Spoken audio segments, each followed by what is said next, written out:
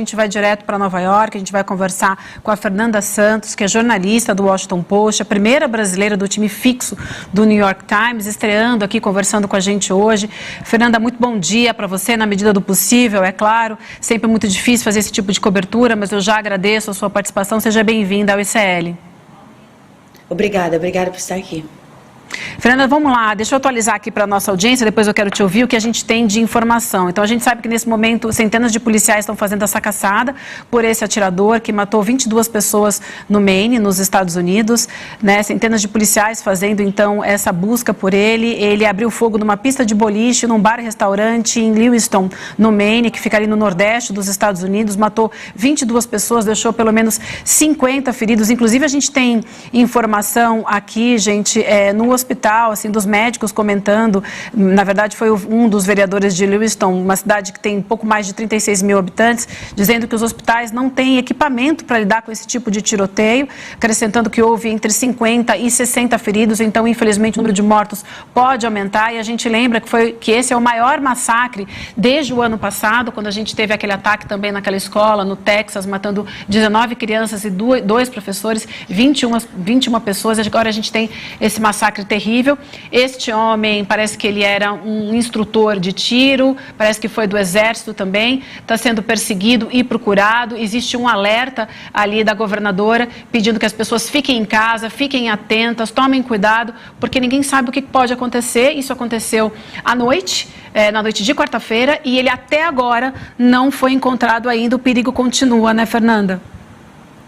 Pois é, a situação da violência aqui nos Estados Unidos é bem diferente da situação da violência diária aí no Brasil, né? Aqui existe essa ameaça constante de que alguém um dia vai pegar um assault rifle, como se diz, né? Um rifle desses de exército, de que você puxa o gatilho e saem 20, 30 balas e ser atacado num lugar onde as pessoas vão para se divertir, né? Ou para aprender, numa escola, num lugar onde eles vão jogar boliche, numa quarta-feira à noite. E a dificuldade talvez maior em relação a essa pessoa, a esse suspeito, é que, como você disse, Vivi, ele é uma pessoa que tem experiência no exército, né? Então ele sabe como se esconder, ele sabe como evitar a captura. Então é uma situação muito delicada. Existe uma universidade nessa área, os estudantes estão todos trancados. Imagina os pais como estão se sentindo nesse momento com seus filhos na universidade, sem saber o que está acontecendo, como que essa situação vai terminar, e é para ver como que se desenrola aí o fato. Ela aqui em Nova York de manhã, como a gente manda todos os dias, torcendo pelo melhor. Ela pega o metrô, vai para a escola sozinha, mas sempre existe essa possibilidade, né? E é uma coisa muito difícil de se viver com isso, porque, como eu disse, é uma situação de violência bem diferente da que vocês, e nas cidades grandes aí no Brasil, lidam dia a dia, né? Ô, Fernanda. Desculpa, fala, filho. Só mais um detalhe que eu queria que a Fernanda comentasse, Rodrigo, que é o seguinte: a arma que ele usou para esse tiroteio é um fuzil que normalmente é usado nos Estados Unidos para esse tipo de tiroteio em massa, muito comum, mas o fato é que esse fuzil, ele havia sido proibido de ser usado na década de 90, só que aí essa lei expirou, né, e até hoje o Congresso não conseguiu votar nessa lei novamente para que fosse proibido novamente o uso dessa arma. Então, a lei foi expirada e continua sendo, enfim, está livre agora o uso dessa arma, e a arma que continua sendo usada nesse tipo de ataque. Então, isso também é uma derrota para o Congresso, né? Depende da sua perspectiva, né? Porque os republicanos no Congresso, o lobby do NRA, que se chama National Rifle Association, a Associação Nacional de Rifles, né? É a tradução literal aí para o público brasileiro. Tem um lobby fortíssimo no Congresso. E muitos dos republicanos, principalmente os de mais extrema-direita, tem uma das plataformas dele é a proteção ao direito de as pessoas acessarem, comprarem e terem em suas casas armas de fogo, inclusive inclusive fuzis como esse usado nesse ataque de hoje e em vários outros ataques. Então, é uma situação muito delicada. Aqui nos Estados Unidos, as leis em termos de porte de armas são decididas por os estados. Então, certos estados têm leis mais restritas, como Nova York, outros, como Texas, por exemplo, Maine, têm leis mais relaxadas, que permitem porte de armas diferentes. Então, as pessoas conseguem comprar essas armas, às vezes até no próprio Walmart ou numa loja na rua central, tendo um documento e não tendo antecedentes criminais, que deve ser o caso desse homem, obviamente, por ser um veterano do exército americano. Então, como eu disse, é uma questão de perspectiva, né? Para os democratas é uma derrota. Para os republicanos, eles vão sair com o que eles dizem sempre, né? Estamos pensando em vocês, estamos rezando por vocês, mas quando se trata de mudanças legislativas, quando se trata de apertar essa lei ao porte, o que se permite em termos de porte de arma, né? Eu acredito que não vai ser esse ataque que vai mudar nada, porque se um ataque na escola em Uvalde, no Texas, no ano passado, onde morreram 19 estudantes e 2 professoras, não foi suficiente, se o ataque na escola de Newtown, em Connecticut, já há 10 anos, não mudou nada, não acredito que vai ser esse ataque que vai mudar. Não, eu estava lembrando aqui, enquanto vocês falavam, do Tiros em Columbine, né? Quando eu assisti aquele documentário do Michael Moore, na época, eu falei, nossa, que absurdo. E, de repente, todo aquele discurso, ele, inclusive, vai entrevistar um ator, né? Eu não me lembro qual era o ator, que era lobista da Associação Nacional do Rifle, um ator famoso, da velha guarda, acho que até agora já está falecido. Mas o documentarista Michael Moore, né? Que tem vários documentários interessantes, e Columbine foi também um momento de um massacre, né? Numa escola. E ele mostra toda a história da indústria de armas e desse lobby da extrema-direita em favor das armas, que depois foi importado aqui para o Brasil. Quando eu assisti esse documentário, eu falei, que absurdo e tal. De repente, isso chegou no Brasil. De repente, não, né? Foi trazido com um discurso, foi construído, chegou ao poder e agora tem armas. Não tanto, assim, não chega nem perto do que tem nos Estados Unidos, mas a gente fica preocupado também. Você ia falar alguma coisa? Eu tive que complementar. Tem armas, sim.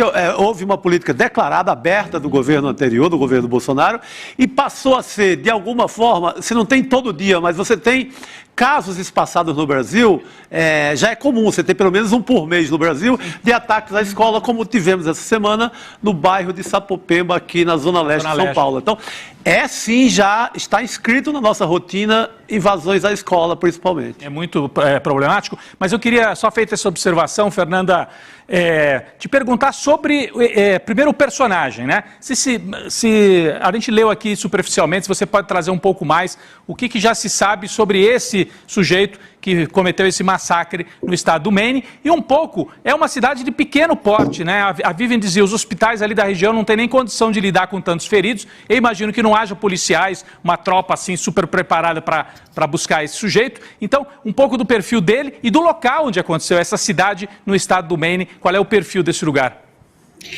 Olha, vou começar pelo local. Lewiston é uma cidade, como você disse, né, uma cidade pequena, relativamente pequena, uma cidade onde tem muitos imigrantes, muitos deles da Somália, são imigrantes, são refugiados, né, eles saíram da Somália, e Maine é um estado faz fronteira com o Canadá. Lewiston está bem próximo ao Canadá, um estado muito frio, bem diferente da Somália, mas as comunidades imigrantes aqui se constroem, né? Quando os primeiros chegam, eles são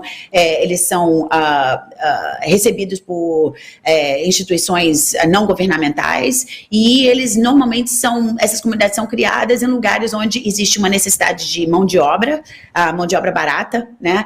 E então, quando um chega, os outros vão chegando e aí criam essa comunidade. Então, é um lugar interessante, porque Maine é um estado, em termos demográficos, a maioria da população é branca, né, anglo-saxão, são anglo-saxões, como dizemos aqui, porque tem brancos de toda parte do mundo, mas também tem essa influência imigrante muito grande. Olha, o que se sabe desse homem nesse momento, desse suspeito, né, desse atirador, porque está em vídeo, nós sabemos que foi ele realmente que cometeu esse crime, é que ele é um homem dos seus 40 anos, veterano, não se sabe, não se tem ideia por que ele fez isso.